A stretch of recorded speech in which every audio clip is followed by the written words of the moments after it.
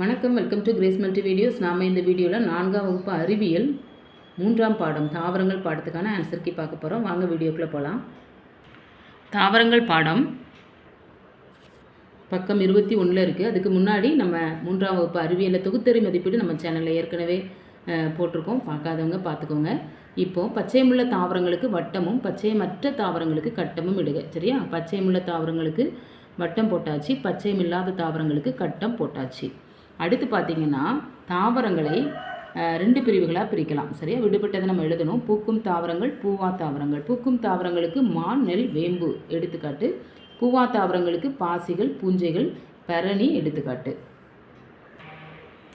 கொடுக்கப்பட்டுள்ள படத்தை உற்று நோக்கி சரியானவற்றிற்கு டிக் பண்ணணும். இப்போ காளானுக்கு பொருத்தமானது இங்கே காளான் ஒரு பச்சையமற்ற தாவரம், இது பூவா தாவரம். சரியா? பச்சையமுள்ள தாவரம், பூக்கும் தாவரம் 2 ஆப்ஷனும் வராது, இந்த 2 மட்டும்தான். அடுத்து பாருங்கள், பாடநூல் பக்கம் 81, 82 உள்ள பச்சையம் உள்ள தாவரங்கள் மற்றும் பச்சையம் அற்ற தாவரம் அப்படிங்கிற தலைப்புக்கு கீழே நம்ம கேள்விகள் கேட்கப்பட்டிருக்குது. முதல் கேள்வி, பச்சை நிறத்தில் உள்ள தாவரங்களில் உள்ள நிறமி பச்சையம் அல்லது வேறு என்ன சொல்லுவோம் அப்படின்னா குளோரோஃபில் என்று அழைக்கப்படுகிறது. பாசி பச்சையம் உள்ள தாவரம், ரொட்டி பூஞ்சை பச்சையம் அற்ற தாவரம். காளான்களால் தங்களுக்கு தேவையான உணவை தாமே தயாரிக்க முடியாது. இந்த கூற்று சரி. இங்கே வகைப்படுத்த சொல்லியிருக்காங்க. காளான், வேம்பு, அடைப்புக்குறி பூஞ்சை, நெல் மற்றும் ரொட்டி பூஞ்சை, பாசிகள். இதில் பச்சையமுள்ள தாவரங்கள் பச்சையமற்ற தாவரங்கள் நம்ம வகைப்படுத்தணும். பச்சையமுள்ள தாவரம் நெல், பாசிகள், வேம்பு. பச்சையமற்ற தாவரம் காளான், அடைப்புக்குறி பூஞ்சை, ரொட்டி பூஞ்சை. அடுத்து பார்த்தோன்னா இந்த படத்தை உற்று நோக்கி கேள்விகளுக்கு விடையளிக்கணும். இங்கே 4 ஆப்ஷன் கொடுத்துருக்காங்க. இலை நுனி, இலைத்தாள், இலைக்காம்பு, மைய நரம்பு. இந்த படத்தை பார்க்கணும். சரியா? இதில் கேள்வி கேட்டுக்கப்பட்டிருக்காங்க. இலையின் எப்பகுதியில் பட்டாம்பூச்சி அமர்ந்துள்ளது? பட்டாம்பூச்சி எங்கே இருக்குது?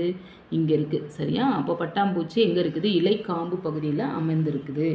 அடுத்து தவளை இருக்கும் இலைப்பகுதியின் பெயர். தவளை எங்கே இருக்குது? நல்ல இலைக்கு நடுவில் சூப்பராக படுத்துருக்குது. சரியா? அப்போ இலைத்தாளில் தவளை இருக்குது. அடுத்து இலையின் எப்பகுதியிலிருந்து பனித்துளி கீழே விழுகிறது?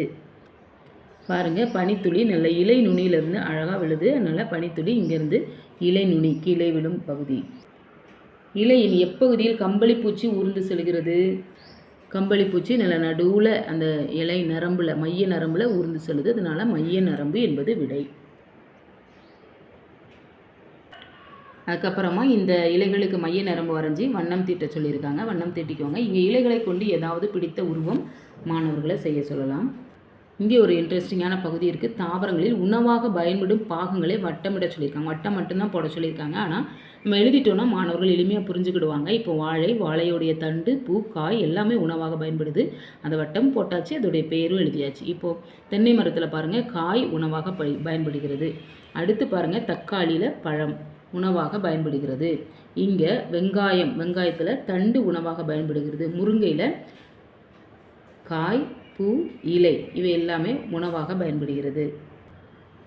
பீட்ரூட்டில் வேர் உணவாக பயன்படுகிறது. மக்காச்சோளத்தில் விதை உணவாக பயன்படுகிறது. கேரட்லேயும் வேர் தான். சரியா? அடுத்து உருளைக்கிழங்கில் தண்டு உணவாக பயன்படுகிறது.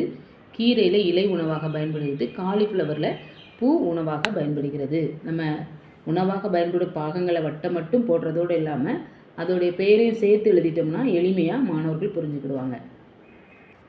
அதுக்கப்புறமா இங்கே ஒரு செயல்பாடு கொடுத்துருக்காங்க. இங்கே நம்ம அருகாமையில் இருக்கிற தாவரத்தின் பெயரையும் அதில் உணவாக பயன்படும் பாகங்களே எழுத சொல்லியிருக்காங்க. இப்போ கத்தரியில் காய், கீரை இலை, வெங்காயம் தண்டு, முருங்கை இலை, பூ, காய். வாழையில் பூ, காய், பழம், தண்டு எல்லாமே உணவாக பயன்படுகிறது. இந்த பகுதியை நம்ம நல்லா வாசித்து இங்கேருந்து கேட்கப்பட்டிருக்கிற கேள்விகளுக்கு விடையளிக்கணும். இந்த பகுதியில் இருக்கிற வேர் உணவாக பயன்படும் வேர்கள் எதெல்லாம்னா கேரட்டும் பீட்ரூட்டும், தண்டு இஞ்சி வெங்காயம், இலை முட்டைக்கோஸ் முருங்கைக்கீரை, பூ காலிஃப்ளவர் வாழைப்பூ, பழம் வாழை மாதுளை, விதை உளுந்து துவரம் பருப்பு. அப்படி நம்ம இதை அட்டவணைப்படுத்திடலாம். அடுத்து வளரறி மதிப்பீடு. ராகினி தனது பள்ளி தோட்டத்தில் செம்பருத்தி மற்றும் பரணி செடிகளை பார்க்கிறாள். இச்செடிகளை பற்றிய சரியான கூற்று பாருங்கள். இது செம்பருத்தி பூக்கும், பரணி பூக்காது. அதுதான்.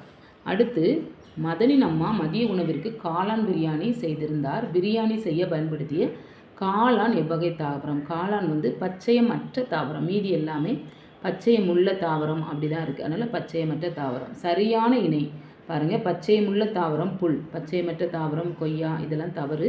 பச்சையமுள்ள தாவரம் புல் என்பது தான் சரி. பூவா தாவரங்கள் மட்டும் கொண்ட குழு. பூவா தாவரங்கள் பாசிகள், பூஞ்சைகள், பெரணி. சரியா? இங்கே வந்து நெல் பூக்கும், இங்கே வந்து நெல் பூக்கும், இங்கேயுமே நெல் வந்து பூக்கும். ஆனால் மூணுமே பூக்காத அது ஆப்ஷன் வந்து ஆ. அடுத்து தவறான இணையை கண்டுபிடி. இலைக்காம்பு மைய நரம்பிலிருந்து பிரியும். சரியா? இலை நுனி வந்து இலையின் முனைப்பகுதி சரி. இலைத்தாள் இலையின் தட்டையான பகுதி. மைய நரம்பு இலையின் நடுவில் செல்வது. இலைக்காம்பு மைய நரம்பிலிருந்து பிரியும் என்பதுதான் தவறு. அடுத்து இலைகள் பச்சையாக காணப்படுவதற்கு காரணம் குளோரோஃபில். அடுத்து நலன் தனது வீட்டிற்கு வந்த விருந்தினருக்கு வாழைப்பூ வடை, காலிஃப்ளவர் பொரியல், கொத்தமல்லி துவையல், முட்டைக்கோஸ் கூட்டு, முருங்கைக்கீரை சாம்பார் ஆகியவற்றை பரிமாறுகிறான். உன் பரிமாறிய உணவுகளில் இலையில் உணவை சேமித்த தாவரம் தொகுப்பு எதுனா கொத்தமல்லி, முட்டைக்கோஸ் கீரை. இந்த பீட்ரூட் சரியான இணையை கண்டுபிடி. பாருங்கள், பீட்ரூட் வந்து தண்டுன்னு போட்டிருக்காங்க. வேர், உருளைக்கிழங்கு தண்டு, முட்டைக்கோஸ் இலை. சரியா? கிராம்பு வந்து பூ. அப்போது இது சரியான ஆப்ஷன் வந்து ஆப்ஷன் இ. காய்கறிக்காரர் கேரட், பீட்ரூட், மரவள்ளிக்கிழங்கு, உருளைக்கிழங்கு, வெங்காயம், வாழைக்காய், முட்டைக்கோஸ் ஆகியவற்றை விற்று வந்தார். கவின் வேர்களில் உணவு சேர்த்த தாவரங்களை அதை மட்டும் வாங்கினானா. வேர்களில் காய்கறி காட்டு. அப்போ வேர்களில் உணவு சேமிக்கிறது இதெல்லாம் மரவள்ளிக்கிழங்கு, கேரட், பீட்ரூட் அதெல்லாம். அடுத்து முகிலனின் அம்மா அவனுக்கு ஒரு தாவரத்தின் தண்டு பகுதியை சிப்ஸ் செய்து கொடுத்தார். அப்போ அந்த தண்டு என்னதான் இருக்கும்? இது வந்து உருளைக்கிழங்கு. சரியா? தண்டு வந்து உருளைக்கிழங்கு. அவ்வளோதாங்க. இந்த வீடியோ உங்களுக்கு பிடிச்சிருந்தா லைக் பண்ணுங்கள், உங்கள் ஃப்ரெண்ட்ஸ்க்கெல்லாம் ஷேர் பண்ணுங்கள்.